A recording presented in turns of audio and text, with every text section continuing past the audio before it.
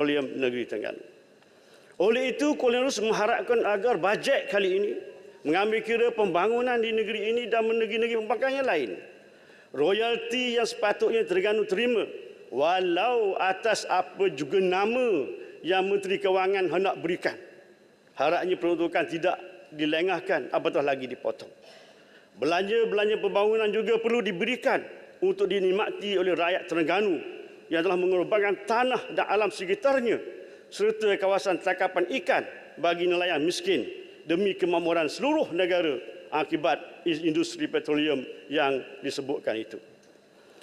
Saya kira ucapan Perdana Menteri semasa kempen di Pelangai tempoh hari yang mana tidak mahu memberikan peruntukan selain bayaran emolmen amat tidak selari dengan semangat federalisme dan petrolisme, juga tidak berpegang kepada semangat perpaduan yang saban hari dilaung-laungkan. Perahu kolek, perahu payang, punca rezeki kaum nelayan. Jangan dianiaya negeri pembangkang. Jangan perpaduan hanya tinggal slogan. Puan Yang di-Pertua, Keluh juga ingin mengambil kesempatan ini untuk menyentuh soal perumahan. Menerusi bajet yang dibentangkan, kerajaan bakal membelanjakan 2.7 bilion bagi projek perumahan pada tahun hadapan. Umum mengetahui bahawa isu perumahan adalah isu yang kritikal yang bukan sahaja berlaku di negara kita, malah ia juga turut melanda negara-negara maju seperti US, UK dan China. Oleh itu, Kuala Lumpur menyambut baik hasrat kerajaan bagi meneruskan projek-projek yang menjadi keperluan asas manusia ini. Namun, beberapa isu yang melibatkan perumahan yang memerlukan perhatian kerajaan pusat wajar diambil berat. Antaranya adalah projek-projek terbengkalai yang berlaku di seluruh negara. Apa yang menyedihkan, terdapat beberapa projek termasuk di Terengganu yang mana pembeli sudah mula membayar pada pihak bank tetapi masih belum dapat menduduki rumah mereka.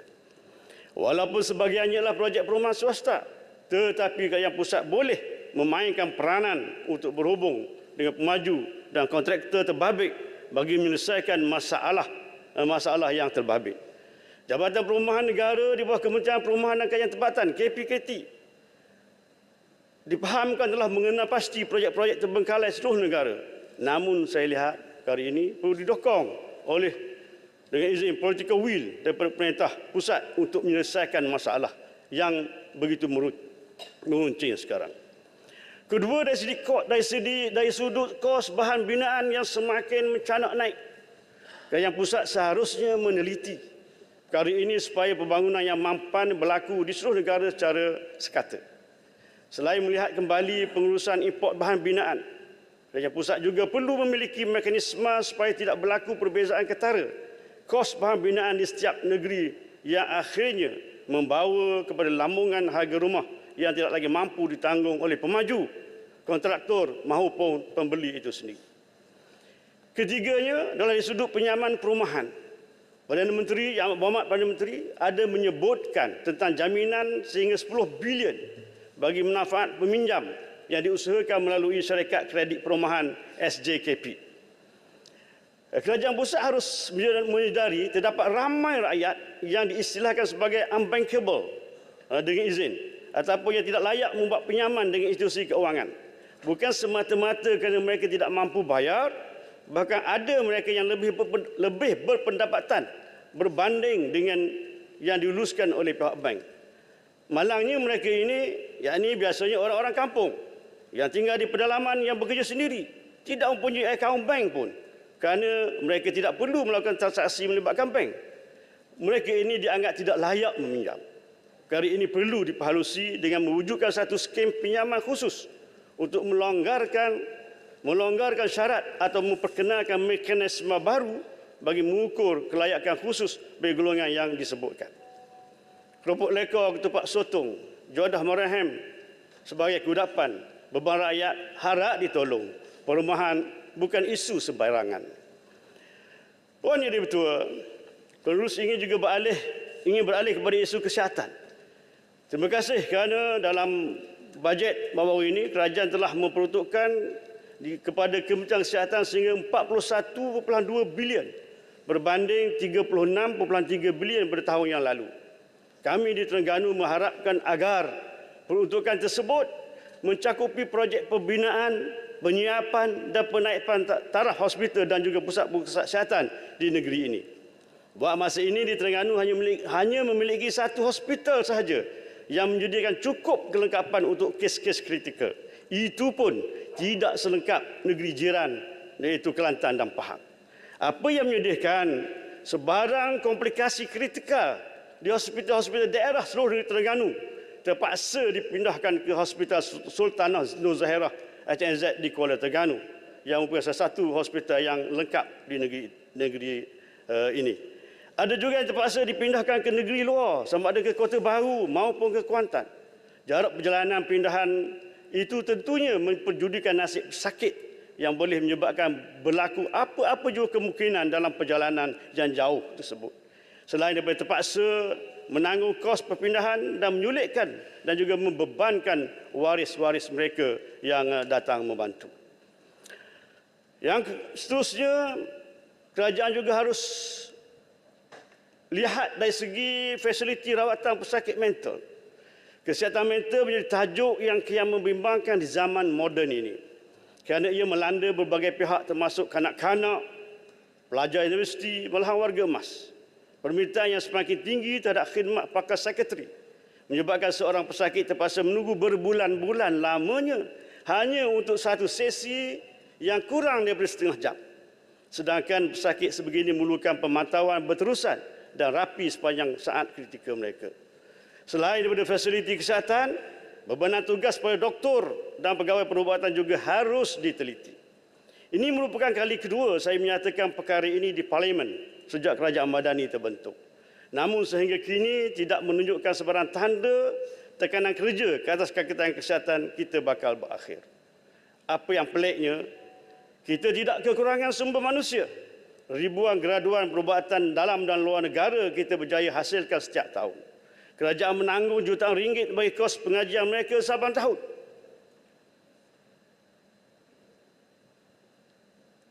Tetapi apabila mereka menamatkan pengajian, ruang untuk mereka diserapkan ke institusi kesihatan amat kecil.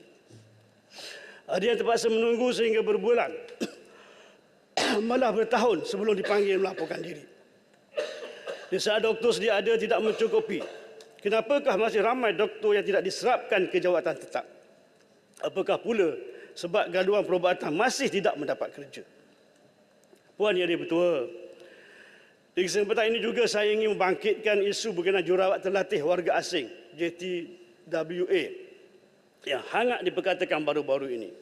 Dikatakan fasiliti kesihatan swasta dibenarkan mengambil jurawat asing sehingga 40% daripada kapasiti keseluruhan jurawat di premis kesihatan masing-masing. Saya mohon penjelasan kerajaan. Apakah justifikasi kepada pengambilan jurawat luar negara ini? Berapakah jumlah pelajar tempatan lepasan kolej-kolej kejuruteraan awam dan swasta yang dihasilkan setiap tahun?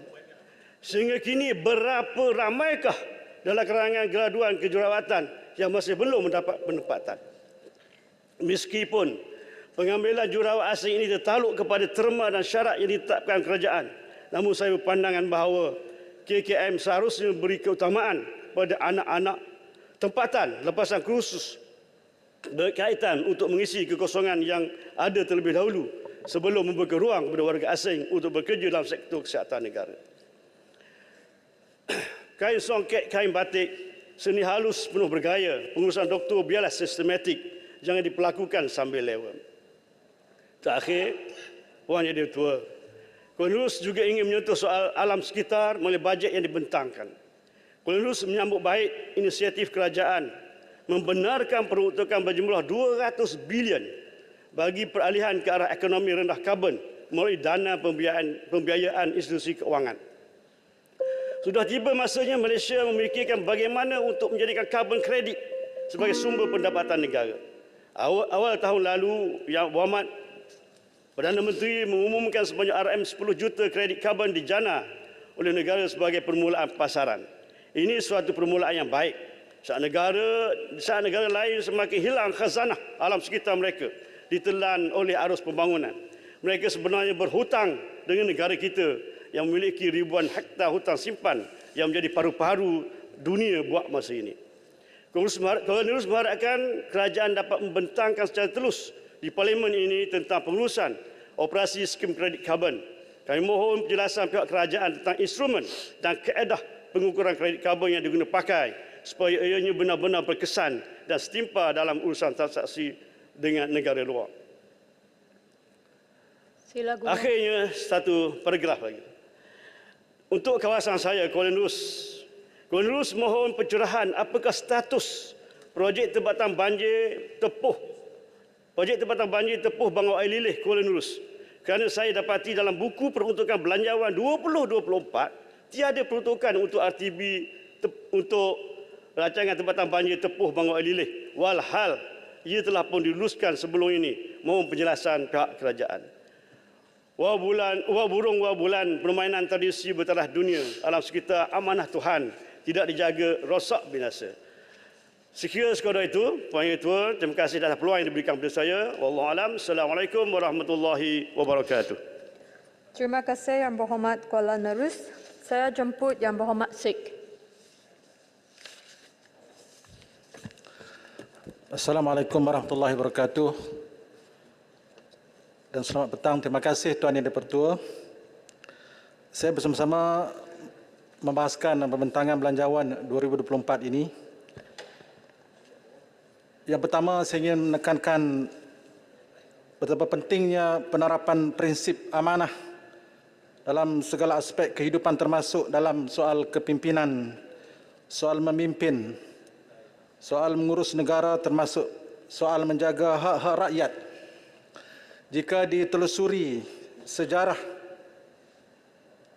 selepas kewafatan Nabi Muhammad SAW, kepimpinan umat Islam diteruskan oleh Khulafa Ar-Rasyidin yang terkenal dengan kehebatan dan keteguhan mereka dalam memimpin masyarakat. Khulafa Ar-Rasyidin sama ada yang terawal Abu Bakar As-Siddiq, Umar Al-Khattab, Osman bin Affan dan Sayyidina Ali. Mereka adalah sahabat-sahabat yang dihormati kerana ketakwaan mereka kepada Allah Subhanahu wa taala serta pengorbanan besar yang memberikan mereka kekuatan mempertahan dan menyebarkan keadilan dan amanah yang diajar dalam Islam. Salah satu ciri utama kepimpinan adalah perhatian yang besar terhadap kesejahteraan rakyat jelata. Mereka mengambil tugas sebagai pemimpin dengan penuh serius dan menjalankannya berdasarkan prinsip-prinsip yang terkandung dalam Al-Quran dan Sunnah. Contoh yang terkenal, Khalifah Islam kedua Sayyidina Umar Al-Khattab yang sering melakukan rondaan di waktu malam untuk memahami kehidupan rakyat jelata dan menangani masalah mereka dengan langsung. Sabda Nabi SAW, la imana liman la amanata lahu, wala dina liman la ahda lahu. Tidak sempurna iman seseorang yang tidak amanah dan tidak sempurna agama seseorang yang tidak menunaikan janji. Tuan di-Pertua, saya meneruskan perbahasan dengan serakat pantun dari Sikh pergi ke Tambun, naik helikopter pergi berkempen. Di Canang hebat, namun hutan negara semakin menimbun. Ringgit terus jatuh, mana dia orang yang hebat memimpin. Kita sangat bersimpati dengan nasib nilai ringgit kita berbanding dolar Amerika. Dan saya juga bersimpati dengan Yang Berhormat Menteri Kewangan kerana kesibukan beliau bergerak bersama dengan Yang Berhormat Perdana Menteri ke mana sahaja pergi.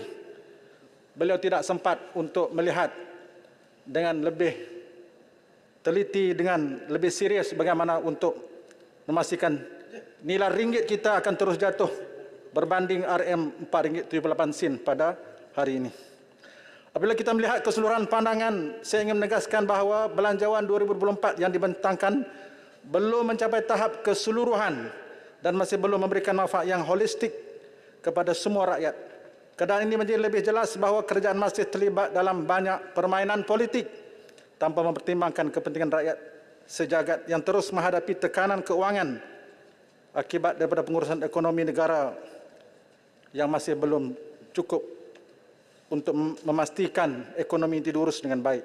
Malah terdapat kesan menutup mata terhadap isu-isu rasuah yang sangat serius walaupun rakyat bawahan terjejas secara mendalam. Tuan Dipertua, sudah hampir 12 bulan kerajaan pemerintah hari ini, namun dalam aspek kemiskinan masih lagi terus menjadi satu keadaan yang sangat parah di kalangan rakyat kita. Rakyat makin resah dan bertanya-tanya apakah tindakan kerajaan yang lebih serius menangani kemiskinan, khususnya ketika disebut dengan begitu lunaknya akan mensifarkan kemiskinan tegar pada akhir tahun ini. Namun demikian, kita melihat masih belum ada lagi langkah yang lebih konkret, termasuk saya melihat sendiri bagaimana apa yang akan dilakukan, yang belum dilakukan, termasuk di daerah saya, di daerah SID, kadar kemiskinan, khususnya kemiskinan tegar masih lagi tinggi, termasuklah mereka-mereka yang memerlukan bantuan daripada Jabatan Kebajikan Masyarakat dan lain-lain agensi. Laporan daripada Yayasan Basmi Kemiskinan YBK baru-baru ini terdapat kira-kira 118,000 orang miskin tegar di negara kita. Jadi saya ingin bertanya, apakah cadangan jangka panjang yang sedang digerakkan ataupun yang belum digerakkan oleh kerajaan dalam soal menganalisa dan menyelidiki isu ini supaya ia tidak lagi menjadi barah dalam masyarakat kita. Seharusnya kerajaan persekutuan menjadi pemandu kepada segala gerak kerja kerajaan negeri dan bukannya mencampur tangan dalam hasil dan cukai kerajaan negeri. Seberharap isu federalisme dalam bahagian hasil antara kerajaan persekutuan dan kerajaan negeri ini dapat dibuat satu, sama ada diubah menjadi lebih banyak atau dipindah kepada peruntukan-peruntukan yang menguntungkan rakyat itu sendiri.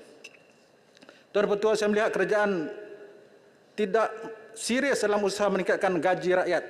Tiada sebarang maklumat yang diberikan tentang pelaksanaan inisiatif tunai berkaitan model gaji progresif seperti yang telah diumumkan oleh Yang Berhormat Pandan selaku Menteri Ekonomi.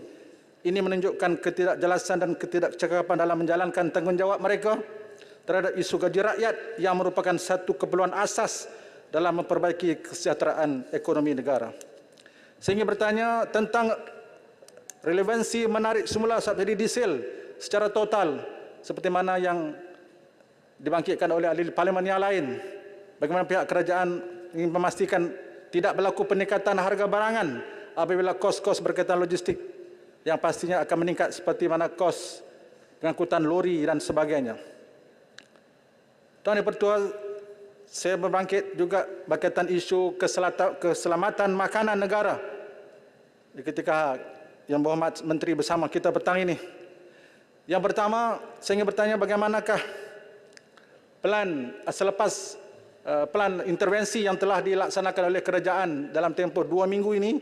Adakah isu bekalan beras tempatan, beras putih tempatan telah selesai untuk kita beri kepada rakyat di pasaran-pasaran secara terbuka dengan harga yang munasabah.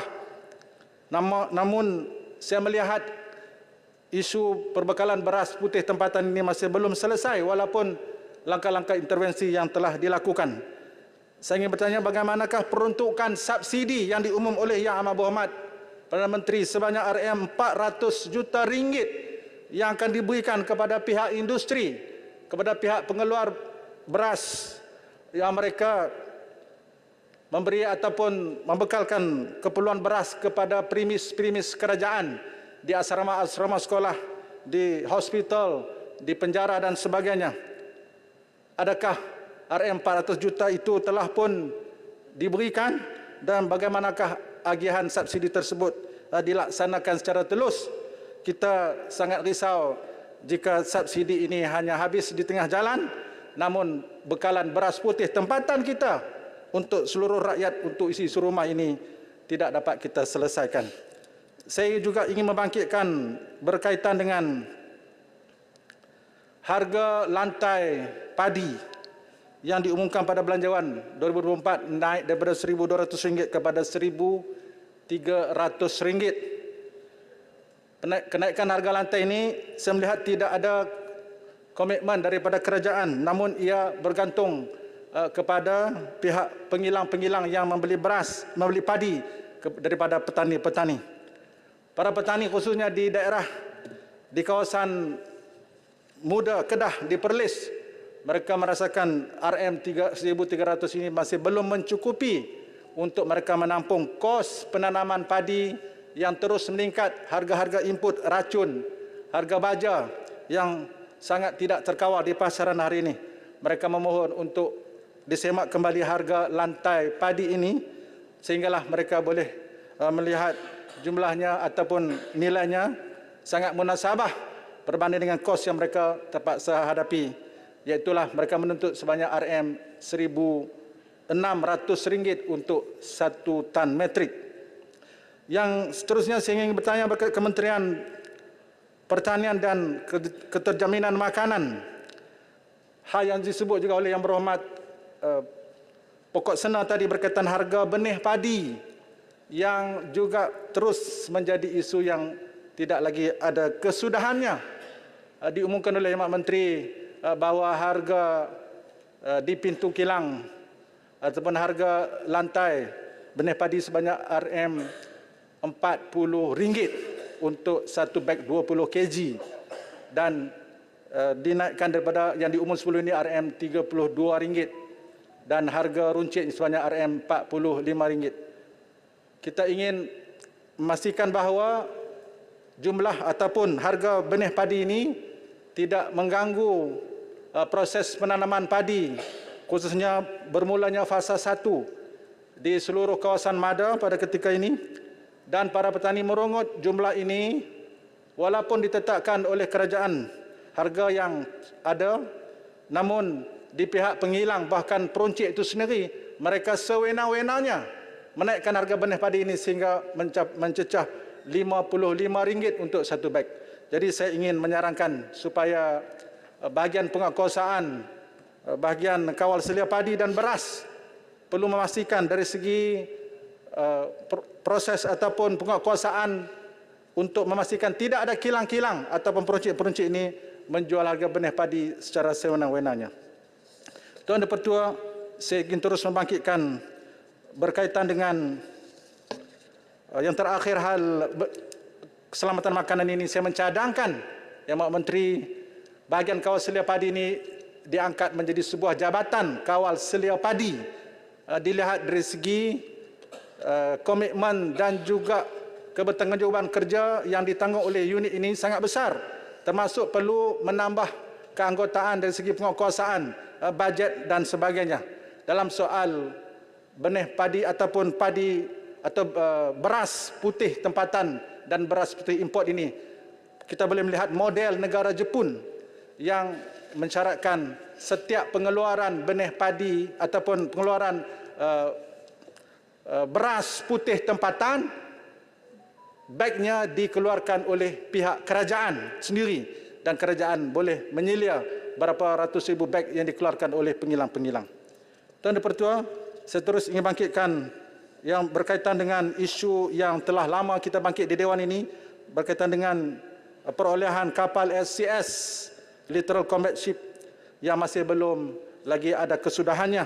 Saya ingin bertanya bagaimana pandangan dan juga komitmen yang dilontar oleh pelbagai pihak termasuk di sebelah sana ketika mereka berada di sebelah sini. Mereka dengan begitu lantang menyorakan bagaimana perolehan kapal SCS ini telah menyebabkan kerugian besar pada negara pada hari ini. Kita melihat suara-suara mereka telah pun sunyi dan ketika ini kita sangat-sangat merasa sedih apabila perolehan kapal ini dilanjutkan lagi ke tarikh yang belum ditetapkan dan perolehan daripada 6 biji kapal kepada 5 biji dengan kos yang telah meningkat sehingga 11 bilion ringgit. Tuan Yang Dipertua, perkara ini sangat serius dalam soal kita nak memastikan bahawa aset pertahanan negara kita ini tidak boleh dipandang rendah dan tidak boleh dibiarkan ia menjadi barah kepada masyarakat, kepada negara kita. Khususnya saya juga ingin membangkitkan berkaitan dengan di daerah saya, iaitu di daerah SIP, berkaitan dengan Jabatan Parit dan Pengairan.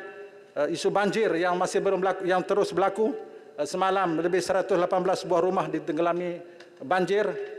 Puncanya adalah bagaimana sungai-sungai yang semakin cetek dan berlaku projek-projek pengambilan pasir dan menyebabkan banjir yang tidak pernah berlaku seteruk ini sebelum ini. Dan saya ingin memohon untuk pihak kementerian yang menyerah hal penempatan ataupun tempatan banjir ini dengan serius supaya tidak berlaku lagi isu-isu yang menyebabkan kerugian di pihak rakyat. Yang terakhir, Tuan Yang Pertua, saya juga ingin bersama membangkitkan hal ehwal negara kita, hal luar negara kita, khususnya konflik yang sedang berlaku di Gaza sendiri. Kita ingin pastikan bahawa negara kita Malaysia akan terus kekal menjadi negara yang menjadi suara yang terbesar untuk seluruh dunia bersama, dan kita tidak mahu memastikan berlaku lagi kezaliman, pembunuhan oleh rejim Zionis Israel ketika hari ini dilaporkan sudah mencecah 4,695 rakyat di Gaza yang terkorban, termasuk 1,873 kanak-kanak, termasuk 1,023 orang wanita dan lebih 14,000 yang telah tercedera. Saya ingin bertanya di Kementerian Luar, bagaimana ketika mana kita Perdana Menteri sendiri menghadiri persidangan GCC dan ASEAN di Riyadh pada baru-baru ini, apakah hasil dalam perbincangan tersebut? Adakah dunia hari ini akan terus hanya melihat pengeboman, kemusnahan kepada Gaza itu yang kita tidak dapat berbuat apa-apa? Apakah kita akan hanya terus melihat bagaimana sempadan di Rafah yang sepatutnya menjadi koridor kemanusiaan itu perlu diambil perhatian oleh seluruh dunia? Bagaimana rejim Israel ini dengan begitu angkuh tidak mempedulikan resolusi yang dibawa oleh negara Brazil, ditolak mentah-mentah oleh kuasa veto US, sehingga menyebabkan kita tidak lagi sanggup melihat kanak-kanak yang terbujur kaku, yang disembelih, yang dibunuh, dan tidak ada lagi seolah-olah harga nilai mereka sebagai manusia. Dan saya yakin Tuan Ketua, kita di Dewan ini dengan satu suara untuk memastikan bahawa kemerdekaan bumi Palestin itu adalah kemerdekaan yang sebenar, dan kerajaan kita memberi peringatan supaya tidak sedikit pun membuka ruang untuk proses normalisasi yang sedang dibuat oleh beberapa pihak, oleh pelobi daripada Israel, termasuk mereka sedang menuju ke negara kita, menuju ke Indonesia supaya kita menormalisasikan Israel. Kita menyatakan tidak untuk negara haram Israel, tidak untuk pembunuhan umat Islam di Gaza, dan kita menyatakan bahawa apa yang disebut oleh pejuang-pejuang di Gaza, Khaybar ya Yahud, Jaisun Muhammad saufa ya'ud, birruh bidam nafdika ya Aqsa, birruh bidam nakhdi ya Palestin. Tuan Yang Pertua, saya bersama hari ini. Sekian, terima kasih. Terima kasih Yang Berhormat Sikh. Saya jemput Yang Berhormat Miri. Terima kasih kepada Timbalan Yang Ketua kerana memberi peluang kepada saya untuk mengikuti perbahasan Belanjawan 2024. Saya ingin menyentuh tentang kajian sistem saraan perkhidmatan awam SSPA yang meneliti keperluan semua skim perkhidmatan dan dijangka akan dimuktamadkan pada penghujung tahun hadapan. Saya amat menyokong usaha murni kerajaan dalam mengemak semula skim gaji dan allowance tetap pejabat awam yang kali terakhir dilaksanakan pada tahun 2012. Sesungguhnya kebanyakan allowance tetap sudah tidak setimpal dengan keadaan semasa selepas lebih daripada 10 tahun. Umpamanya, allowance perumahan diberikan kepada pejabat awam amalah tidak mencukupi, memandangkan secara umumnya harga rumah akan meningkat sebanyak 50%, malah hingga 100% dalam masa 10 tahun. Untuk membantu pejabat awam dalam memiliki rumah, adakah kerajaan dapat mempertimbangkan bahawa faedah pinjaman perumahan kerajaan yang lebih rendah berbanding sekarang dapat diberikan kepada pejabat awam, seperti pekerja bank turut boleh mendapat faedah pinjaman yang lebih rendah daripada bank yang mereka kerja.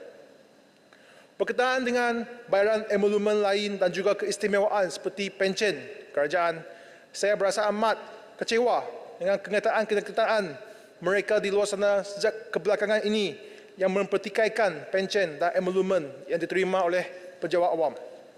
Kita dinafikan bahawa dari segi angka, bayaran emolumen pejabat awam merupakan salah satu perbelanjaan utama bagi kerajaan kita. Namun, persepsi di luar sana perlu diperbetulkan. Sesungguhnya, kaki tangan awam adalah aset negara kita. Sumbangan pejabat awam dalam bidang masing-masing terhadap negara sememangnya tiada tandingnya. Contohnya, tanpa pegawai pendidikan dan guru-guru di sekolah, kita semua tidak mampu berada di sini.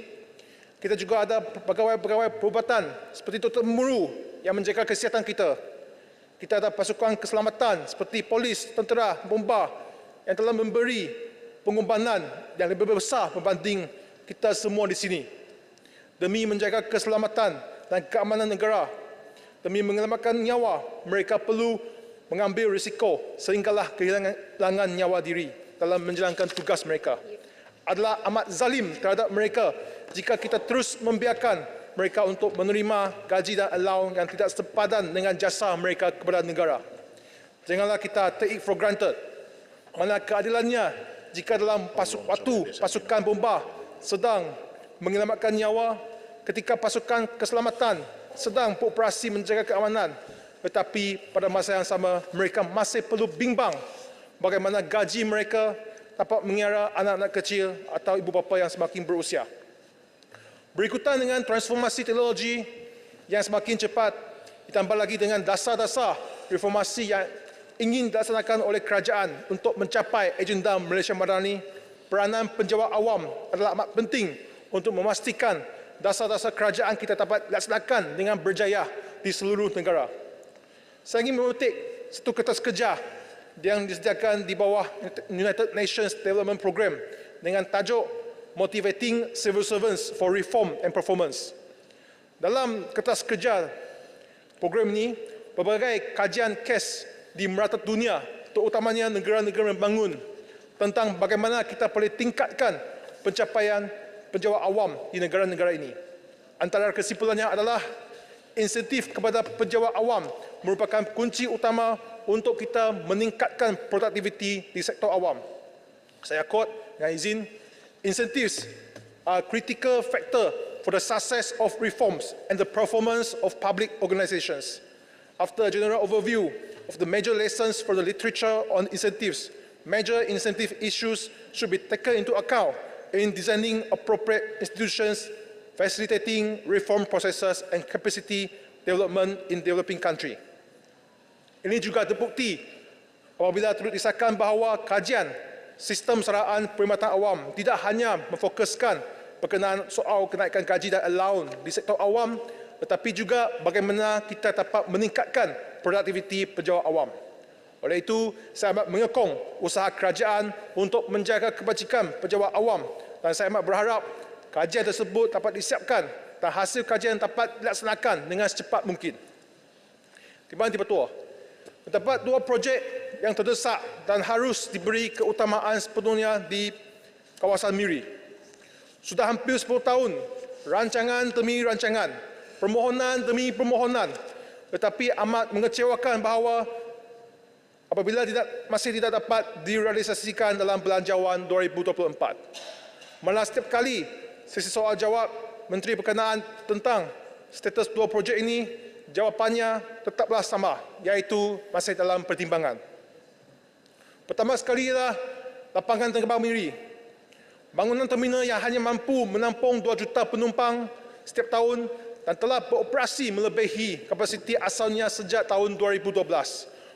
Kementerian Pengangkutan sejak tahun 2016 sudah mengesahkan keperluan untuk menaik taraf lapangan terbang Miri. Namun, sehingga kini projek ini masih tidak dapat dilaksanakan dan tahun demi tahun projek ini masih berada dalam pertimbangan. Sejak tahun 2016, kita nampak terdapat projek naik taraf lapangan terbang di Kota Baru dalam Belanjawan 2016. Tahun 2018, projek naik taraf lapangan terbang Langkawi.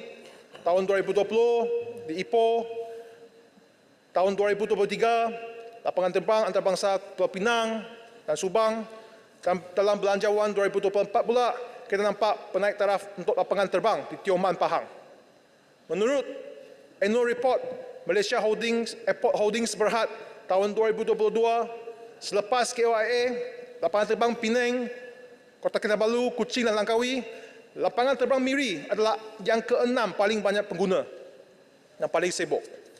Kita dapat lihat sejak 8 tahun yang lalu, lapangan terbang yang penggunanya melebihi lapangan terbang Miri, iaitu Pulau Pinang dan Langkawi, telah mendapat penaik tarafan. Begitu juga dengan lapangan terbang lain yang kurang sibuk berbanding dengan Miri, turut mendapat penaik tarafan. Persoalan yang ditanya-tanya oleh rakyat bukan sahaja dari Miri, tetapi seluruh wilayah utara Sarawak ialah bilakah lapangan terbang Miri dapat memperoleh penaik tarafan. Saya memetik satu kes yang ditolakkan dalam media tempatan belakangan ini. Disebabkan oleh kekurangan air bridge, maka dapat penumpang yang menjangkiti penyakit jantung terpaksa menurun tangga dari kapal terbang dan menaik tangga untuk sampai ke balai ketibaan. Persiapan awal tidak dapat disusun kerana tidak sangka bahawa air bridge yang sedia ada telah dipenuhi dengan pesawat lain. Ini telah mendatangkan kesukaran kepada para penumpang, terutama mereka yang sakit. Sesungguhnya, kesesakan di lapangan terbang Miri telah mendatangkan banyak kesukaran dan keadaan yang amat tidak selesa kepada para penumpang. Ini bukan sahaja akan menjejaskan imej negara, tetapi juga akan menghimpikan usaha untuk memajukan industri pelancongan tempatan. Ini telah menunjukkan betapa desaknya projek penaik tarafan lapangan terbang Miri. Projek ini harus diberi keutamaan dan dilaksanakan dengan secepat mungkin. Projek kedua adalah di Jalan Pujut Miri, yang merupakan jalan utama menyambung kawasan utara Miri ke Bandaraya Miri. Namun, sebahagian jalan ini, terutama di Jalan Roundabout GK, Pujut 3 Miri, telah mengalami masalah kesesakan lalu lintas yang sangat teruk disebabkan oleh beratan yang kecil tersebut yang menyambung jalan raya utama ini. Cadangan untuk menaik taraf bahagian jalan raya ini telah diangkat hampir 10 tahun yang lalu. Kementerian Kerja Raya telah bertahun-tahun mengedarkan cadangan projek menaik taraf jalan raya ini bagi menyelesaikan kesesakan lalu lintas. Tetapi jawapan yang sama tetap diberikan, iaitu masih dalam proses pertimbangan. Saya ingin menarik perhatian kepada kerajaan atas betapa desaknya projek penaik tarafan jalan raya ini. Disebabkan oleh pertambahan bilangan penduduk di Bandaraya Miri yang turut membawa kepada peningkatan pengguna jalan raya, keperluan untuk projek penaik tarafan ini menjadi semakin terdesak, bukan sahaja untuk mengatasi masalah kesesakan, malah untuk keselamatan pengguna jalan raya. Menurut statistik yang saya dapati, pada tahun 2022 sahaja dapat sebanyak 61 kes kemalangan jalan raya yang berlaku di Jalan Pujut. Pada tahun 2023, tahun ini, baru 9 bulan sahaja, bilangan ini telah menaik ke satu jumlah sebanyak 119 kes kemalangan. Kenaikan hampir 100%. Hampir satu kes dalam setiap 2-3 hari. Di bulatan Pujut 3 sahaja atau dikenali sebagai Pujut GK Roundabout, terdapat 15 kes kemalangan yang telah berlaku di bulatan tersebut dalam tahun ini. Kebetulan pejabat saya juga berhadapan dengan bulatan tersebut. Sememangnya hampir setiap 2 minggu sekali saya ataupun pegawai saya akan nampak satu kes kemalangan berlaku di bulatan tersebut. Oleh itu, saya amat mengiru kepada kerajaan supaya dapat meluluskan peruntukan untuk 2 projek ini yang betul-betul mendesak untuk kebaikan seluruh rakyat di utara Sarawak. Timbalan Dipertua. Seterusnya, saya ingin mengambil kesempatan di sini untuk menangkis sangkaan-sangkaan buruk terhadap Belanjawan 2024 bahawa ia akan membangsakan golongan pertengahan. Seperti yang terdapat dalam ucapan Belanjawan 2024, pertimbangan kerajaan sangat sukar. Kerajaan perlu meningkatkan hasil, mengurangkan subsidi tetapi tidak membebankan rakyat. Syabas tahniah kepada kerajaan Madani kerana telah mencapai satu keseimbangan untuk merasionalisasikan perbelanjaan kerajaan dan tidak membebankan rakyat. Kita setia maklum bahawa kerajaan cukup memberi fokus dalam memberi bantuan untuk meringankan beban golongan miskin dan golongan kurang berkemampuan. Bagaimana pula dengan M40? Kita memang nampak satu usaha yang serius daripada kerajaan dalam mewujudkan satu persekitaran yang dapat merangsang pembangunan ekonomi negara. Antaranya, Belanjawan 2024 telah menggalakkan cukai pelaburan semula bagi aktiviti bernilai tinggi dengan pemberian insentif. Dan ini telah menunjukkan kerajaan akan memberi keutamaan kepada pelaburan masa depan dalam bidang high growth, high value dengan izin. Dengan ini, kerajaan dapat menarik lebih banyak pelaburan dan perusahaan ke kawasan tersebut. Ini akan membantu untuk merangsang pertumbuhan ekonomi di kawasan tersebut dan menggalakkan usahawan menceburi bidang high growth, high value dengan izin seperti ekonomi digital, teknologi angkasa serta elektronik dan elektrikal. Seiring dengan pertumbuhan ekonomi, banyak peluang pekerjaan yang berpendapatan tinggi akan tersedia di kawasan tersebut. Ini dapat membantu komuniti M40 untuk mendapatkan pekerjaan yang membayar dengan lebih baik dan seterusnya dapat meningkatkan taraf hidup mereka. Terima kasih Ketua. Golongan pertengahan sememangnya mempunyai ekspektasi ataupun keperluan yang berlainan dengan golongan-golongan lain. Golongan pertengahan seperti saya dari keluarga yang di golongan pertengahan, kawan-kawan saya pun kebanyakan M40, mereka lebih mementingkan dasar kerajaan yang dapat membawa kepada pertumbuhan ekonomi, mewujudkan lebih banyak peluang pekerjaan yang berkualiti, kualiti pendidikan, peningkatan gaji setimpal dengan inflasi dan persekitaran yang lebih baik. Apa yang kerajaan harus lakukan untuk membantu golongan M40 adalah memperkasakan golongan pertengahan ini sehingga mereka dapat meningkatkan kualiti kehidupan mereka. Dan pelaburan-pelaburan dan segala usaha kerajaan untuk mencapai pertumbuhan ekonomi negara sememangnya adalah perkara yang dinanti-nantikan oleh golongan menengah. Dan saya yakin bahawa belanjawan ini telah memenuhi ekspektasi ini dan sekiranya dapat dilaksanakan dengan lebih baik, kita dapat membawa kehidupan yang lebih baik kepada seluruh rakyat Malaysia di seluruh lapisan masyarakat tanpa mengira latar belakang. Dan dengan ini saya menyokong sepenuhnya belanjawan 2024. Sekian, terima kasih. Terima kasih Yang Berhormat Miri. Dipersilakan Yang Berhormat Shah Alam. Assalamualaikum warahmatullahi wabarakatuh. Salam sejahtera, salam Malaysia Madani.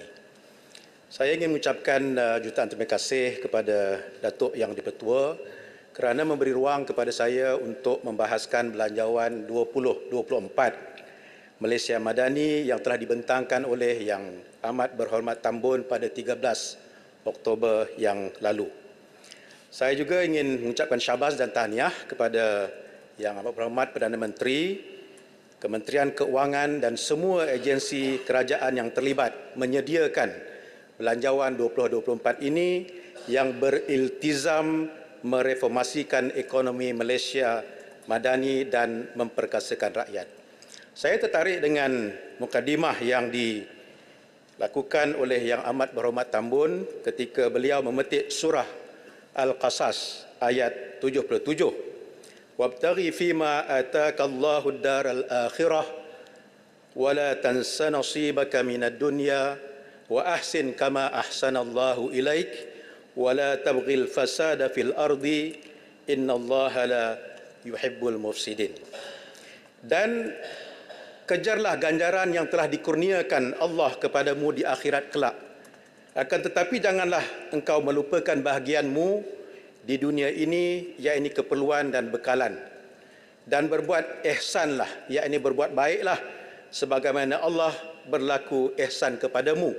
Dan janganlah engkau melakukan fasad, yakni kerosakan di muka bumi ini. Sesungguhnya Allah tidak suka kepada orang-orang yang berbuat kerosakan. Ada dua kalimah dan hubung kait yang penting yang terkandung dalam ayat yang disebutkan oleh Yang Amat Berhormat Tambun dalam belanjawan 24 ini. Yang pertama, wa ahsin kama ahsanallahu ilaik. Perintah untuk melaksanakan ihsan, yakni berbuat baik sebagaimana Allah telah berbuat baik kepada kita manusia di atas dunia ini. Yang keduanya, wala tabghil fasadi fil ardh. Ya, ini tegahan daripada Allah Subhanahu wa taala agar kita tidak melakukan kerosakan ataupun fasad di atas muka bumi ini. Melalui Belanjawan 2024, saya lihat kerajaan bersungguh-sungguh menterjemahkan gesaan Allah Subhanahu wa taala agar tidak melakukan kefasadan, agar tidak melakukan kerosakan ini melalui ikhtiar-ikhtiar reformasi fiskal, merombak struktur ekonomi, melakukan agenda reformasi institusi, melakukan agenda mampan dan peralihan tenaga serta memperkukuh perpaduan dan keselamatan. Saya juga berpandangan Belanjawan 2024 ini berjaya menterjemahkan perintah untuk berlaku ihsan, melakukan kebaikan melalui ikhtiar-ikhtiar, mengutamakan perkhidmatan dan projek rakyat, memperkasa PMKS, melindungi kebajikan rakyat, menyokong pemerkasaan golongan tumpuan, menyediakan kemudahan asas yang terbaik dan memastikan kesejahteraan penjawat awam. Saya ingin ucapkan tahniah dan syabas atas usaha kerajaan mengurangkan fiskal defisit sebagai langkah mengimbangi ekonomi madani dan mengurangkan beban hutang negara yang menjangkau RM1.5 trilion. Saya percaya jika kerajaan konsisten dengan penurunan defisit sebanyak 0.5 sehingga 0.6% secara konsisten setiap tahun, kerajaan boleh mencapai bajet berimbang dalam tempoh 10 tahun daripada sekarang. Datuk Yang Bertuah bayangkan tahun 2032 kita boleh mempunyai bajet yang berimbang sekiranya kerajaan perpaduan ini kekal terus memerintah untuk 2 penggal akan datang lagi. Ini tidak mustahil dilakukan kerana Yang Amat Berhormat Tambun pernah melaksanakan bajet surplus selama 6 tahun berturut-turut ketika menjawat jawatan Menteri Keuangan dari tahun 1992 sehingga tahun 1998 yang lalu. Berhubung dengan reformasi fiskal, saya berpandangan kerajaan terlepas peluang untuk memperkenalkan reformasi struktur dalam sistem percukaian negara. Agak sensitif untuk dibicarakan, tetapi umum mengetahui bahawa sistem percukaian VAT, Value Added Tax ataupun GST adalah sistem percukaian terbaik untuk menaikkan perolehan negara. Malah terlebih penting, ia juga berupaya untuk menangani ketirisan pungutan cukai dan black economy. Kalau nama GST itu menimbulkan rasa tidak selesa, kita boleh namakannya sebagai VAT ataupun apa sahaja, sebagaimana yang dinamakan oleh banyak negeri-negeri di atas dunia ini. 170 negara mengguna pakai kaedah VAT ini untuk memastikan perolehan negara yang terbaik, memastikan tidak berlakunya ketirisan dan menghapuskan black economy ini. Walau bagaimanapun, kita harus terus move forward. Kita harus menyedari bahawa kita sekarang menerima sistem SST sebagai sistem percukaian yang ada dalam negara ini. Lalu saya ingin menimbulkan persoalan, apakah langkah kerajaan untuk memastikan perolehan maksimum dari sistem percukaian yang sedia ada, membendung ketirisan dan mencegah berlakunya black economy dalam negara kita ini.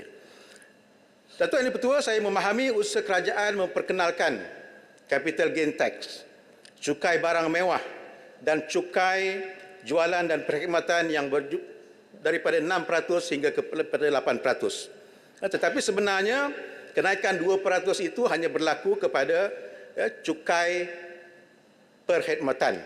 Cukai jualan kita kekal 10% sebagaimana yang keluar daripada perkhidmatan manufacturing ataupun punca kepada sesebuah perniagaan itu dilakukan. Selain cukai perkhidmatan melibatkan makanan dan minuman serta telekomunikasi yang dikecualikan daripada kenaikan ini, saya juga ingin mencadangkan agar kerajaan mempertimbangkan cukai SST 8% ini juga mengecualikan perkhidmatan logistik kerana ia memberi impak langsung kepada harga barangan dalam ekosistem rantaian bekalan.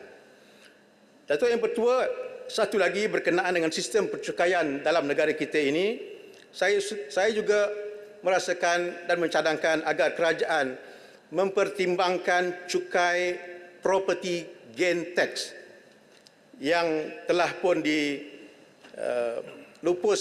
dibatalkan sebelum ini apabila seseorang itu melepaskan hartanya yang melebihi daripada tempoh 5 tahun. Ini bukan bertujuan untuk menghukum mereka yang meraih laba dari jualan harta, tetapi lebih untuk membenteras spekulasi hartanah. Harga rumah pernah naik mendadak sehingga 100% dari tahun 2012 sehingga tahun 2015. Ini sangat membebankan rakyat, terutama mereka yang ingin memiliki rumah yang pertama. Apa salahnya? Kerana dalam Islam sendiri, sistem perceraian dalam Islam menetapkan 2.5% ke atas keuntungan hasil daripada perolehan jualan ataupun pendapatan. Datuk Yang Pertua, saya ingin beralih kepada inisiatif-inisiatif yang dilakukan oleh kerajaan, ikhtiar-ikhtiar yang membantu rakyat. Yang pertamanya, saya mengalu-alukan rancangan kerajaan untuk meneruskan 5 stesen LRT 3 yang telah dibatalkan pembinaannya sebelum ini. 2 daripadanya terletak di bawah Parlimen Shah Alam, iaitu stesen Raja Muda dan stesen Bukit Raja. Ini menjadikan 6 stesen LRT kesemuanya untuk jajaran LRT 3 di bawah Parlimen Shah Alam. Sudah pasti ianya menggembirakan saya, ianya menggembirakan hampir 400,000 penduduk di Parlimen Shah Alam yang boleh memanfaatkan pengangkutan awam ini. Persoalan saya, Datuk Yang Pertua, wajarkah peruntukan RM4.7 bilion untuk 5 buah stesen LRT? Kenapakah kos pembinaannya begitu tinggi? Apakah pecahan kos bagi setiap buah stesen tambahan ini? Berapakah kenaikan kos pembinaan berbanding dengan harga asal stesen ini jika sekiranya ia dibina lebih awal lagi? Datuk Yang Pertua, a developed country is not a place where a poor have cars. It is where the rich use public transportation. Dengan izin. Ya? Negara maju bukannya tempat di mana orang-orang miskin mampu memiliki kereta, tetapi ianya adalah tempat di mana orang-orang kaya menggunakan pengangkutan awam.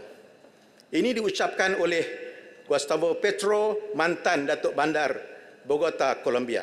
Penggunaan LRT 3 ini nantinya akan bergantung banyak kepada kecakapan ketersambungan perbatuan pertama dan terakhir yang akan menghubungkan kediaman dengan stesen dan juga destinasi yang ingin dituju.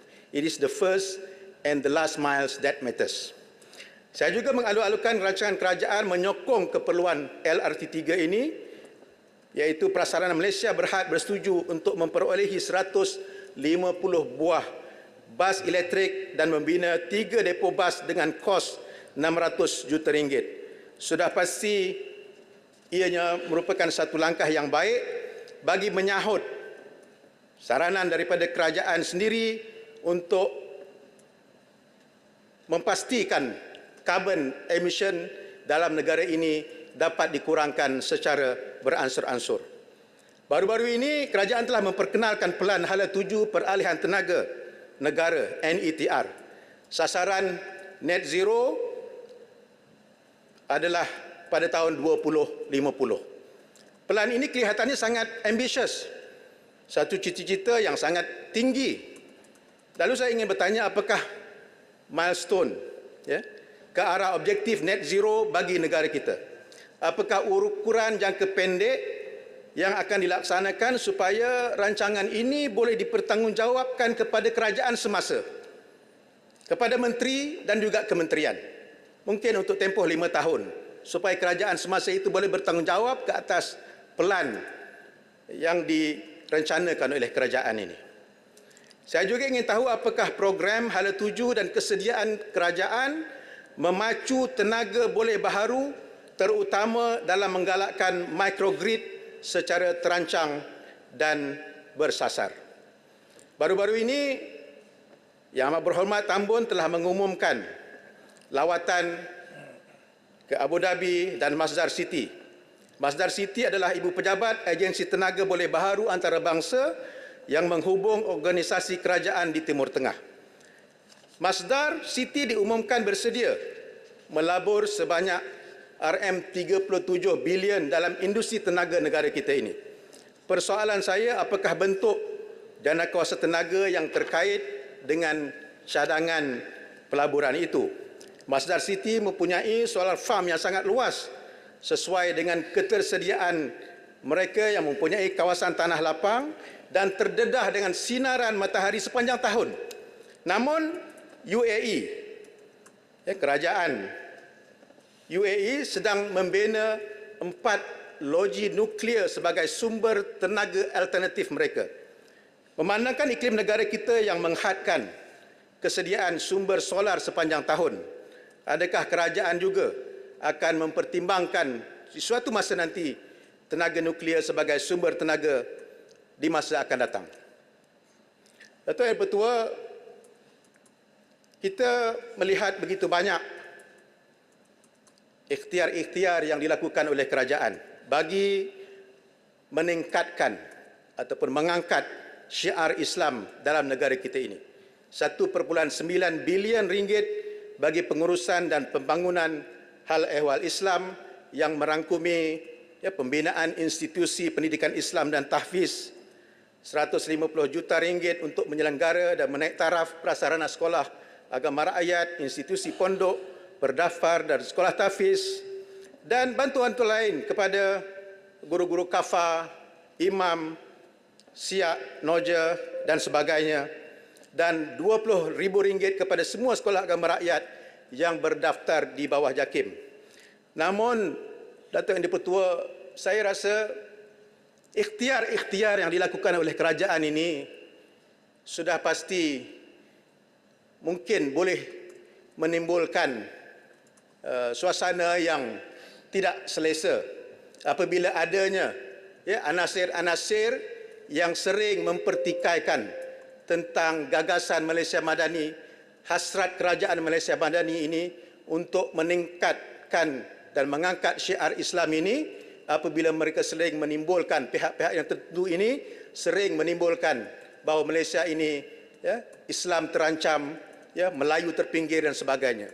Lalu saya ingin bertanya kepada Jabatan Perdana Menteri Hal Ehwal Agama, apakah program-program dan hala tuju rancangan daripada bahagian Hal Ehwal Agama untuk memastikan bahawa gagasan Malaysia Madani ini dapat dihayati dan diterjemahkan dan difahami oleh segenap lapisan masyarakat, di peringkat kementerian, di peringkat jabatan-jabatan, di peringkat negeri-negeri dan seluruh lapisan masyarakat, agar kita sama-sama menghayati apa yang dihasratkan oleh kerajaan dalam membina negara Malaysia Madani ini. Akhirnya, Datuk Yang Dipertua, saya ingin mengalu-alukan keputusan kerajaan memberikan sumbangan RM10 juta untuk tabung akaun amanah kemanusiaan rakyat Palestin yang terlibat dengan bencana perang dan berhadapan dengan isu kemanusiaan. Saya kira jumlah sumbangan sudah melebihi 80 juta ringgit. Tahniah kepada seluruh rakyat Malaysia yang menyumbang. Saya percaya banyak lagi tabung-tabung dibuka untuk rakyat Palestin yang sedang berperang dengan Zionis Israel. 75 tahun pengusiran, 75 tahun penjajahan, 75 tahun penindasan, 75 tahun hak mereka dinafikan.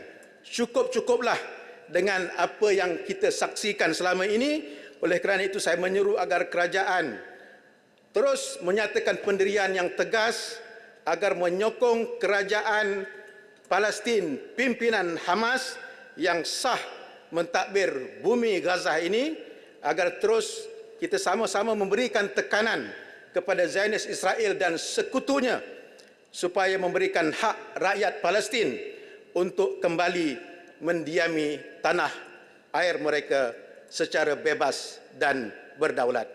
Datuk Yang Dipengerusi, Shah Alam menyokong Belanjawan 2024 Malaysia Madani. Terima kasih. Terima kasih Yang Berhormat Shah Alam. Silakan Yang Berhormat Kuala Langat. Assalamualaikum warahmatullahi taala wabarakatuh. Bismillahirrahmanirrahim. Terima kasih Yang Berhormat Datuk Timbalan Yang di-Pertua memberikan ruangan kepada saya untuk turut berbahas dalam perbahasan belanjawan di Dewan Rakyat pada kali ini. Pertamanya, saya nak mengambil kesempatan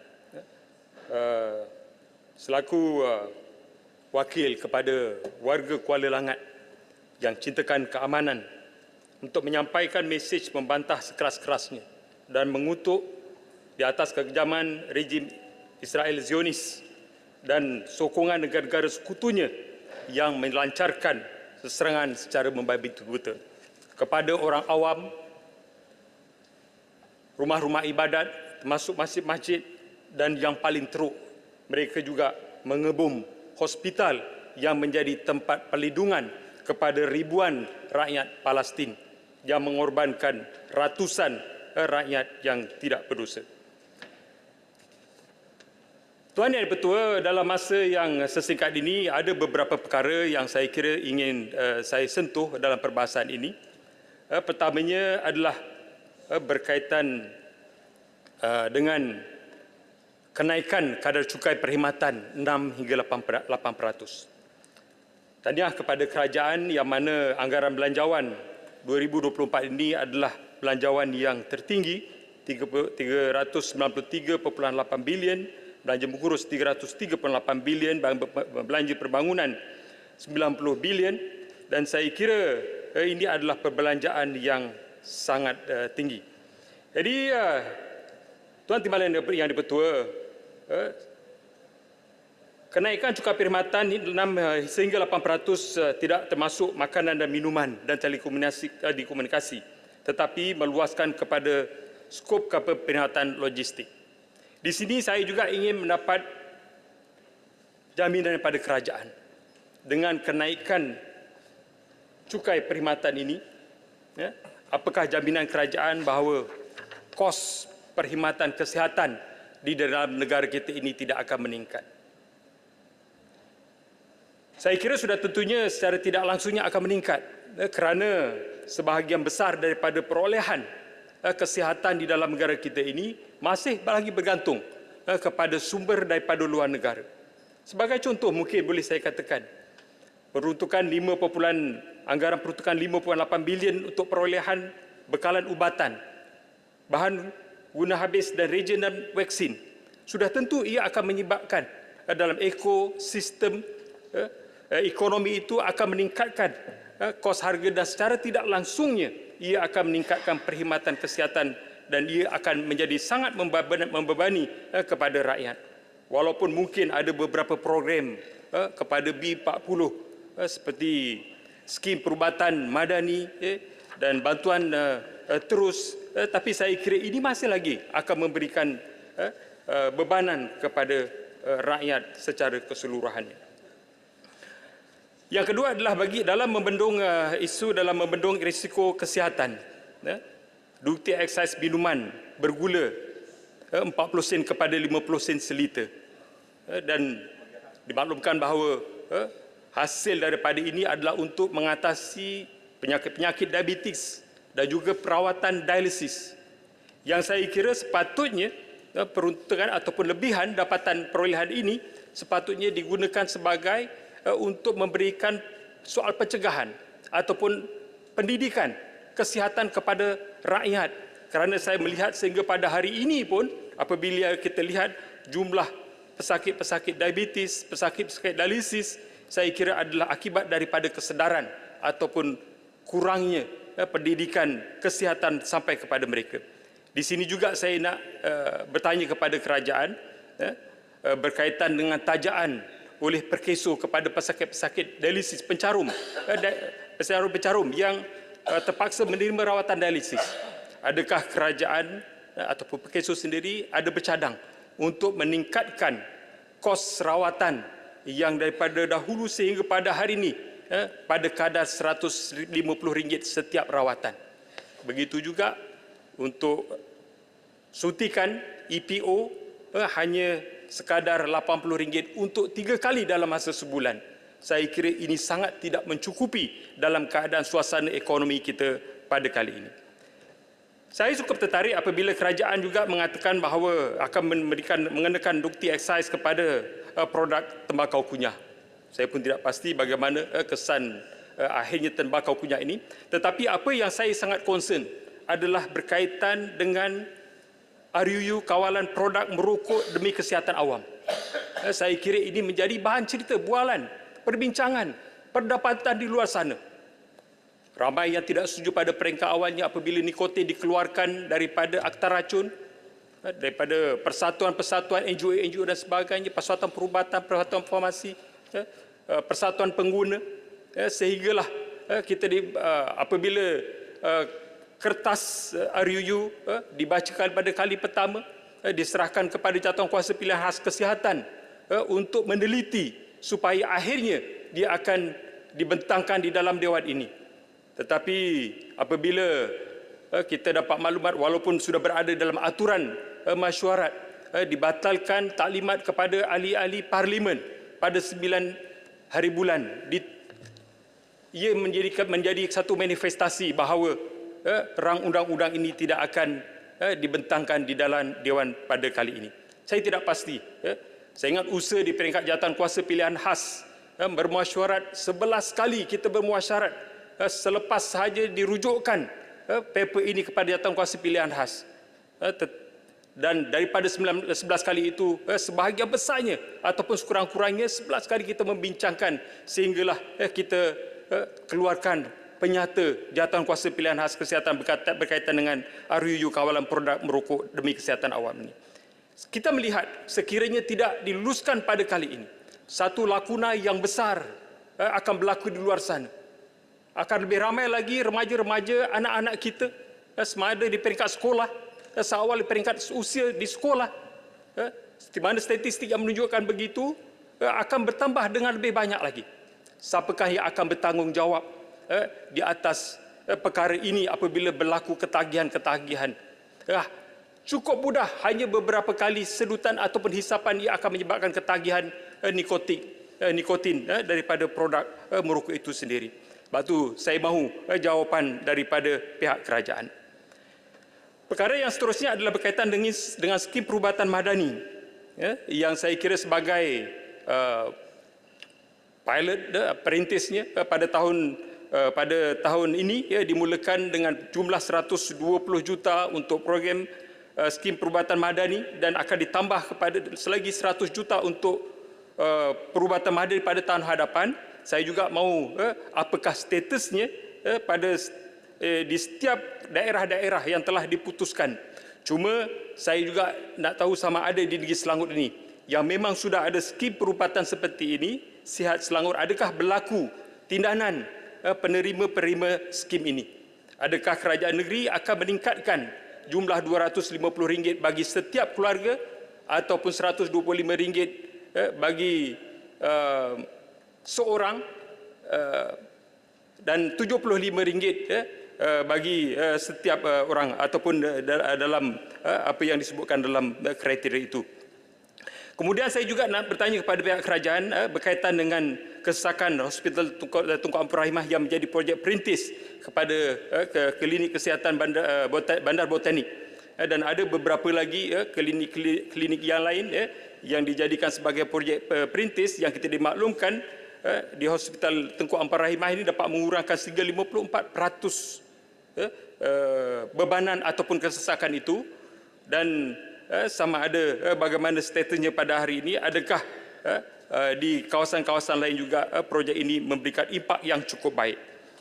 Kemudian berkaitan dengan reformasi kesihatan negara, Kertas Putih telah dibentangkan dalam Kertas Putih Perkhidmatan Kesihatan, dan kita juga dimaklumkan akan ada satu jawatankuasa, kalaupun tidak namanya Suruhanjaya Perkhidmatan Kesihatan, tetapi itu adalah satu ahli jawatankuasa yang akan membantu kepada reformasi perkhidmatan kesihatan di negara kita. Saya mahu dapat juga timeline bilakah jawatan kuasa ini dapat dibentuk dan apakah tumpuan-tumpuan yang sangat penting dalam perkhidmatan kesihatan yang akan dibincangkan secara tuntas untuk membantu perkhidmatan kesihatan di dalam negara kita. Kemudian berkaitan dengan penjawat kesihatan, tempoh hari disebutkan juga kerajaan. Pada hari ini kita dimaklumkan bahawa kita masih lagi dalam nisbah seorang doktor 420 begitu, dan dijangkakan kita akan sampai kepada target kita satu doktor kepada 400 penduduk. Saya juga mahu mendapat jawapan pandangan daripada kerajaan bagaimana keperluan perkhidmatan penjawat doktor, farmasi dan dentis pada masa ini, kerana tempoh hari pun berlaku apabila menjadi bualan di luar apabila tajaan JPA kepada pelajar-pelajar perubatan farmasi dan dentis ini dihentikan. Yang kita lihat dia keputusan pada hujung minggu pada 9 hari bulan, Menteri Tugas-Tugas Khas menyebutkan bahawa dihentikan. Sehari selepas tu Menteri Yang Berhormat Menteri Kewangan menyebutkan dalam kajian, dan sehari selepas itu 11 hari bulan Perdana Menteri menyebutkan bahawa ianya diteruskan. Apakah sebenarnya pendirian kerajaan negeri dalam tajaan JPA kepada pelajar-pelajar kita ini? Saya terus kepada isu yang berkaitan dengan Kuala Langat. Seperti mana kita sedia maklum, Kuala Langat adalah lembah kelang yang kedua. Membangun daripada struktur perindustrian, membangun daripada struktur perumahan, dan saya kira ini antara daerah yang sangat pesat membangun. Belum lagi seperti mana tuan-tuan sedia maklum pembangunan Idris, pembangunan pelabuhan Pulau Keri, pelabuhan Pulau Keri yang ketiga. Sudah tentulah saya kira perkara-perkara yang berkaitan dengan infrastruktur adalah menjadi perkara yang paling pokok, terutamanya jalan raya yang ada di Kuala Langat. Saya mengharapkan dengan peruntukan-peruntukan yang disebutkan oleh Yang Amat Berhormat Tambun berkaitan yang secara langsungnya kepada Kementerian Kerja Raya dan juga melalui pembangunan desa, peruntukan-peruntukan untuk jalan dan sebagainya, saya mengharapkan peruntukan itu akan sampai ke Kuala Langat, sebab saya melihat di Kuala Langat jalan-jalan persekutuan termasuklah B5, F5, FT5, FT31, FT32, jalan yang sangat teruk. Kita malu kepada pelabur-pelabur yang akan melabur di Kuala Langat, terutamanya pada sektor perindustrian ini. Dan saya mengharapkan jalan-jalan ini akan dapat dinaik taraf, dan selain daripada itu saya mengharapkan juga perabot-perabot jalan, termasuklah pencahayaan, lampu-lampu.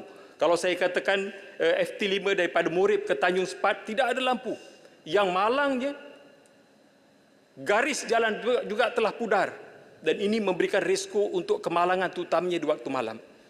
Sebab itu saya kira peruntukan yang secukupnya, yang sewajarnya harus diturunkan kepada kawasan Kuala Langat yang kita sebutkan sebagai lembah kelang yang kedua. Selain daripada itu juga saya mengharapkan pembangunan Pulau Keri yang saya kira mungkin tidak begitu lama masa akan dibangunkan, perlunya juga pelebaran jalan menuju ke Pulau Keri. Dan yang penting, di mana ada dibincangkan di peringkat daerah juga, keperluan jejambat flyover Pulau Keri. Pada hari ini sebelum ada pembangunan yang pesat di Pulau Keri pun jalan terlalu sesak.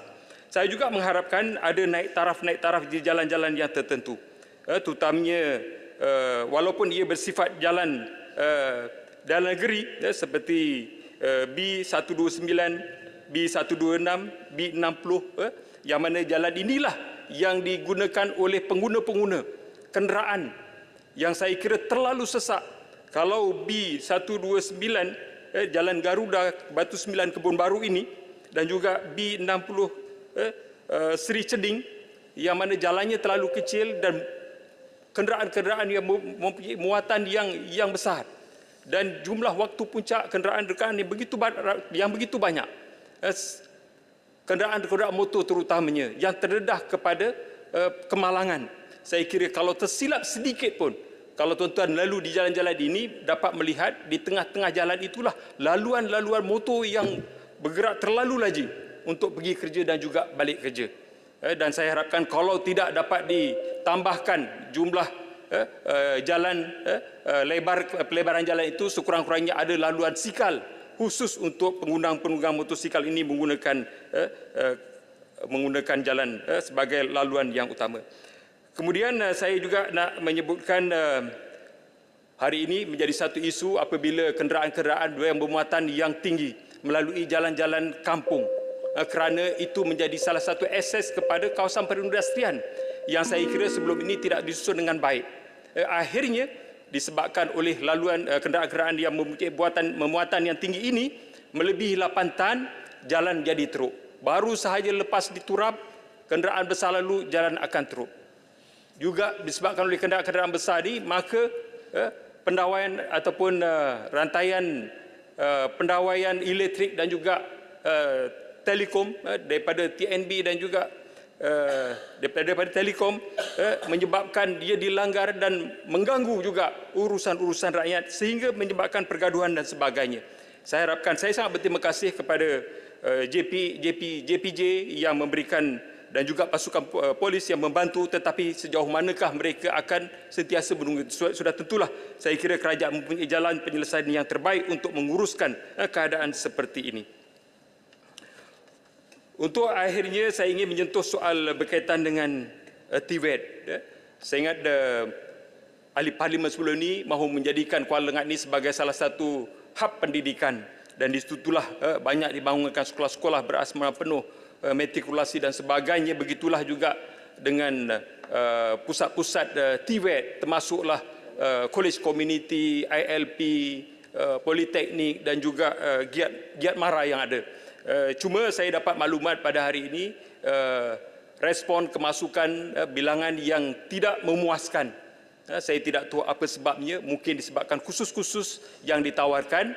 Saya harap kerajaan boleh melihat, khususnya Giat Mara. Sudah tentu apabila ada pembangunan, kita mempunyai ruangan yang terbaik kepada anak-anak tempatan untuk mendapat peluang pekerjaan, dan sudah tentu latihan harus diberikan kepada mereka.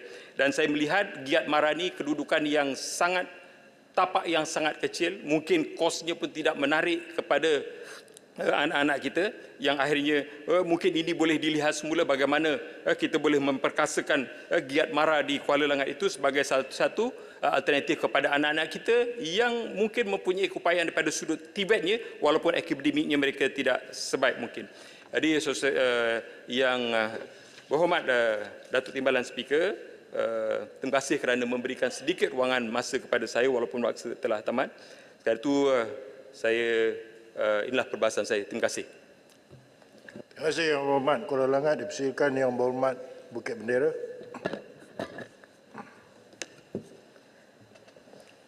Salam Malaysia Madani, salam mutiara. Terima kasih Datuk Yang di-Pertua atas peluang yang diberikan kepada Bukit Bendera untuk menyertai perbahasan peringkat dasar Belanjawan 2024. Secara sekilas selalu, saya ingin memberikan cadangan juga mengenai beberapa perkara dasar dalam bidang kuasa beberapa kementerian. Saya mula dengan Kementerian Pertahanan. Sebanyak 19.7 bilion ringgit telah diperuntukkan untuk dibelanjakan untuk menambahkan aset-aset baharu dan juga mengutamakan kebajikan anggota dan veteran tentera. Pembinaan lebih banyak unit-unit rumah melalui projek Rumah Keluarga Malaysia Angkatan Tentera serta jumlah allowance yang lebih baik menunjukkan yang kerajaan madani cakna dan jujur dalam menunjukkan penghargaan kepada anggota-anggota kita. Pada masa yang sama, pemindahan Ibu Negara Indonesia ke Kalimantan yang berhampiran dengan Sabah dan Sarawak akan memerlukan pembangunan sistem kawalan sempadan yang kuat dan berdaya tahan. Saya juga ingin menyentuh mengenai usaha meningkatkan pengambilan dalam kalangan Angkatan Tentera Malaysia. Semestinya terdapat keperluan untuk menarik lebih ramai individu untuk menyertai Angkatan Tentera Malaysia. Dan di sini saya juga ingin cadangkan strategi seperti berikut. Tambahkan baik imej ATM dengan melancarkan kempen yang menunjukkan imej yang moden dan juga inklusif. Dan pada masa sama anjurkan lebih banyak program yang melibatkan masyarakat untuk meningkatkan interaksi di antara pihak tentera dan juga orang ramai bagi memupuk kepercayaan dan juga persefahaman. Jadi di sini kita juga boleh mempamerkan kemodenan ATM dengan menunjukkan teknologi, alat-alat dan juga cara latihan terkini yang bukan rahsia yang sedang digunakan oleh pihak ATM. Dan pada masa yang sama raikan kepelbagaian dalam ATM dengan menonjolkan latar belakang yang majmuk, terutamanya golongan wanita dan minoriti. Saya juga ingin membangkitkan beberapa persoalan yang berkaitan dengan isu-isu wanita dalam Badan Pertahanan Negara seperti, minta maaf kepada pihak kementerian. Soalannya adalah seperti berikut. Apakah inisiatif yang telah diambilkan oleh Kementerian Pertahanan untuk meningkatkan penyertaan golongan wanita dalam Angkatan Tentera? Kemudian, bagaimanakah kementerian memastikan keselamatan dan juga kebajikan golongan wanita yang berkhidmat dalam pasukan tentera? Dan yang ketiga, apakah langkah-langkah yang ada untuk mengatasi sebarang kemungkinan diskriminasi ataupun gangguan berasaskan jantina dalam Angkatan Tentera? Datuk Yang di-Pertua, seterusnya saya juga ingin menyentuh isu pelancongan di bawah bidang kuasa Menteri Pelancongan Seni Budaya. Kita tahu sektor pelancongan adalah satu sektor yang amat penting untuk ekonomi Malaysia dan juga sektor ini berhadapan dengan pelbagai cabaran. Jadi kita juga tahu ketika negara-negara seperti Thailand, Indonesia dan Vietnam sedang menyaksikan peningkatan ketibaan pelancong, Malaysia masih lagi bergelut dengan kesan dari pandemik. Jadi dengan penutupan sempadan antarabangsa untuk tempoh yang agak lama, kita tahu industri di Malaysia bergantung banyak kepada pelancongan domestik. Bagaimanapun, pelancongan domestik tidak memadai untuk mengimbangi kerugian yang disebabkan oleh ketiadaan pelancong antarabangsa. Jadi selepas sempadan kita dibuka semula, Malaysia masih lagi gagal untuk menandingi tarikan-tarikan kalau kita bandingkan dengan Thailand, Vietnam ataupun Indonesia. Jadi di sini saya harapkan bahawa cabaran kita dapat dihadapi, iaitu kita perlu melabur dalam usaha pemasaran digital dan platform atas talian untuk mencapai pasaran global dan juga memberi akses mudah terhadap maklumat dan juga kemudahan tempahan untuk para pelancong. Dan juga selain daripada itu, saya juga ingin mencadangkan beberapa lagi perkara untuk dipertimbangkan oleh pihak kementerian, iaitu saya cadangkan untuk kita beralih kepada industri pelancongan yang lebih mampan dalam era pasca pandemik. Jadi peralihan ini merangkumi langkah-langkah seperti mempromosikan amalan mesra alam, memeliharakan warisan dan juga alam sekitar, dan sambil itu memastikan aktiviti pelancongan membawa manfaat kepada komuniti setempat. Selain daripada memperkenalkan dan juga menganggunkan industri pelancongan niche seperti pelancongan filem, pelancongan muzik dan juga pelancongan sukan air, khususnya kapal layar ataupun dengan izin yachting yang jauh lebih established dengan izin di Thailand. Sini saya juga ingin ambilkan kesempatan untuk bertanya beberapa soalan kepada Menteri. Dengan peruntukan sebanyak 350 juta ringgit untuk meningkatkan promosi dan juga aktiviti pelancongan, bagaimanakah kerajaan merancangkan untuk memastikan dana ini digunakan dengan lebih efektif untuk merancakkan semula sektor pelancongan? Jadi kesimpulannya, walaupun cabaran terus ada, dengan strategi yang tepat dan usaha bersama, sektor pelancongan Malaysia mampu untuk bangkit semula dengan lebih kuat dan juga lebih berdaya tahan berbanding dengan sebelum ini. Datuk Yang di-Pertua, industri seni kreatif memainkan peranan yang sangat penting dalam membangunkan budaya dan juga ekonomi negara. KKD telah memperuntukkan 2.8 bilion ringgit untuk meningkatkan ekonomi digital dan juga industri kreatif. Jadi usaha dalam belanjawan 2024 untuk meningkatkan sektor ini sepatutnya memang dipuji. Namun masih ada juga perkara dan bidang yang perlu perhatian lanjut. Filem-filem keluaran tempatan kini semakin maju dengan banyak filem-filem tempatan yang telah menerima pengiktirafan antarabangsa seperti Tiger Stripes, Stone Turtle, abang adik Walid dan juga Mariam dari Pagi ke Malam. Malangnya filem-filem ini tidak mendapat perhatian yang sama dalam pasaran tempatan sendiri. Sebelum filem-filem keluaran Malaysia dapat meraih pengiktirafan antarabangsa, penting untuk setiap rakyat sendiri menyokong dan juga menghargai tayangan wayang kita. Sokongan ini patut ditunjukkan dengan menonton filem-filem ini secara sah dan bukannya secara muat turun filem-filem secara haram.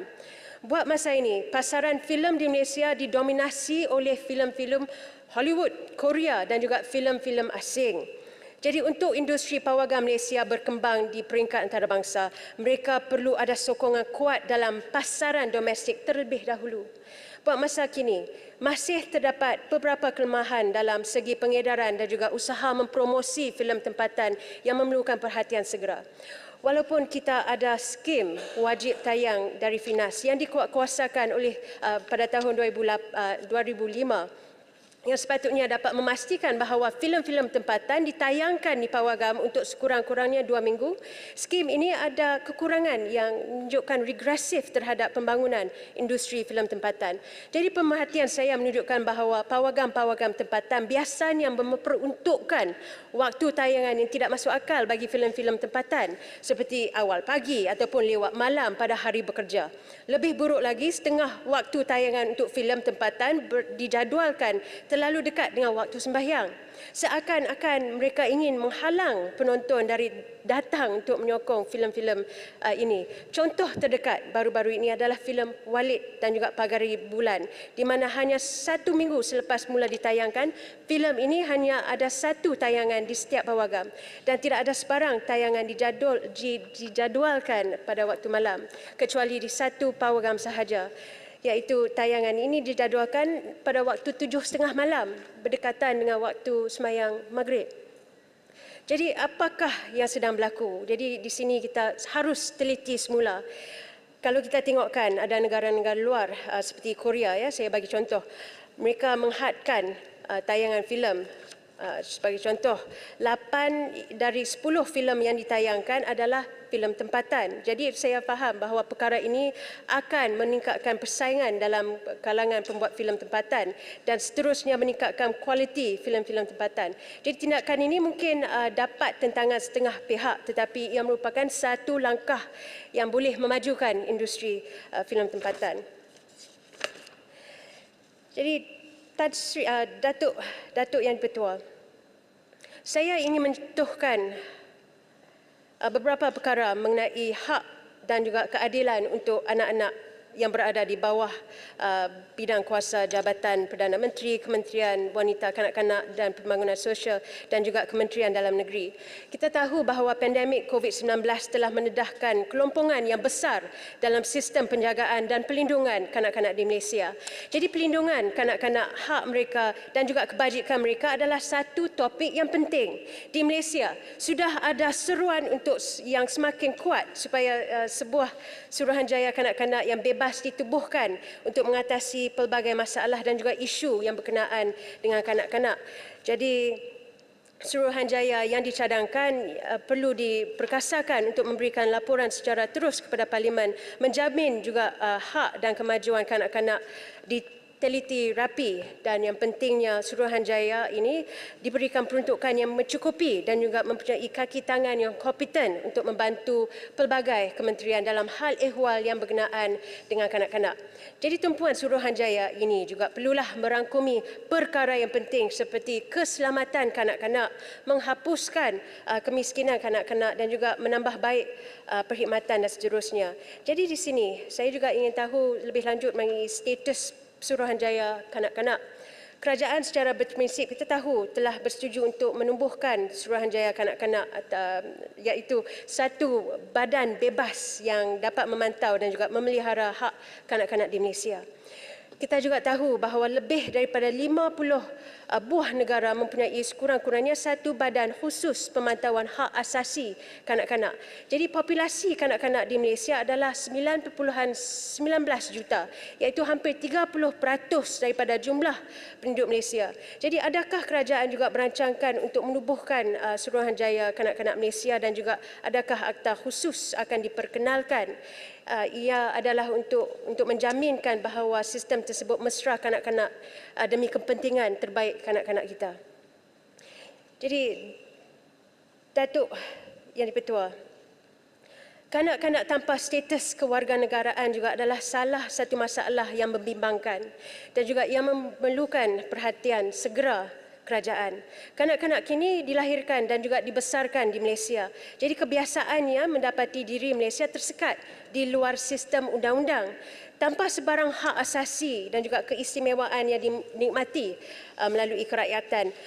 Kita tahu juga bahawa mereka mempunyai beberapa kekanan. Jadi di sini Menteri Dalam Negeri dan juga KDN telah melaksanakan usaha yang sepatutnya dipuji untuk memproseskan jumlah besar permohonan kerakyatan yang tertunggak. Namun ketulusan juga amat penting.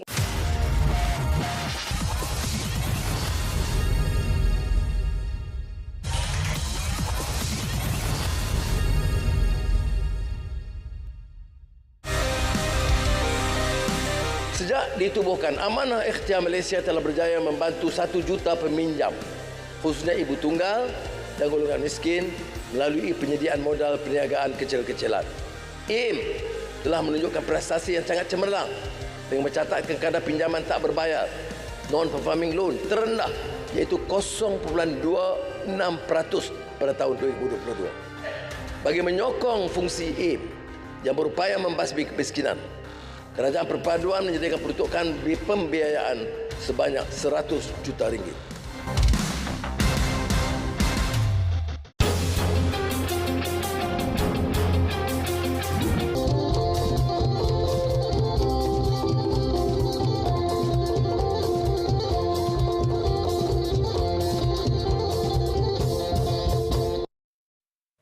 Merik tapi basang ngagi semua bala kita ti seruran bergulai ngau